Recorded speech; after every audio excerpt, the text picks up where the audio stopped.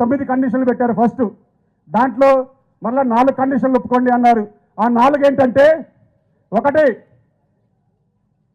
మేము ఎవరినైనా పెట్టుకొని ఎక్కడైనా షూటింగ్ చేస్తాం, దానికి మీరు అందరూ ఒప్పుకోవాలి అన్నారు.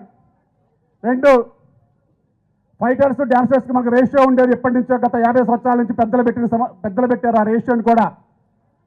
వారిని ఎవరిని సంప్రదించకుండా రేషియో తీయాలి, రేషియో లేకుండా పనిచేయాలి అన్నారు.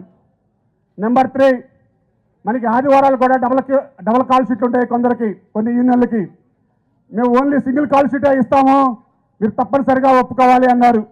4వది, మనం 50 సంవత్సరాల ఇండస్ట్రీ చెన్నై నుంచి హైదరాబాద్ వచ్చిన దగ్గర నుంచి కూడా 6 గంటల నుంచి 6 గంటల కాల్ షీట్కి మన మైండ్ కానీ మనం కానీ మొత్తం కూడా అలవాటు పడ్డాం. ఎక్కడైనా సరే వివిధ రాష్ట్రాల్లో అంతా కూడా కాల్ షీట్ల ప్రకారమే ఉంటుంది. ఆ విషయం అందరికీ తెలుసు. కానీ వారు కొత్తగా ఇప్పుడు 9 గంటల నుంచి 9 గంటల కాల్ షీట్ కావాల్సిందే అని వారు చెప్పడం జరిగింది. దానికి మేము పలు రకాలుగా ఈ రోజు వరకు కూడా దాన్ని ఆమోదించలేదు.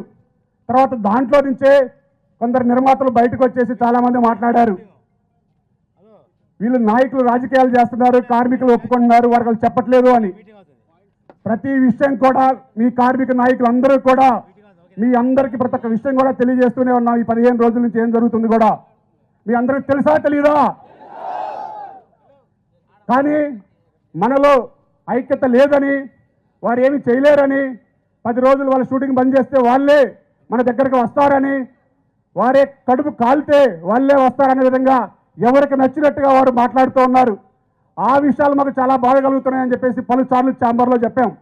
సార్, మీరు పెంచిన తర్వాత మీ కండిషన్లు ఏంటో అన్నీ మాట్లాడుతున్నాం, ఎంత పెంచుతారో క్లారిటీ చెప్పండి. కానీ అనవసరమైన విషయాలు మా కార్మికులే ఓపికను కనుక తప్పుపడితే మాత్రం సహించేది లేదు. కాబట్టి మీరు కార్మికులు ఒక్క మాట అంటానికి కూడా వీల్లేదని మేము ఛాంబర్లో చెప్పాం.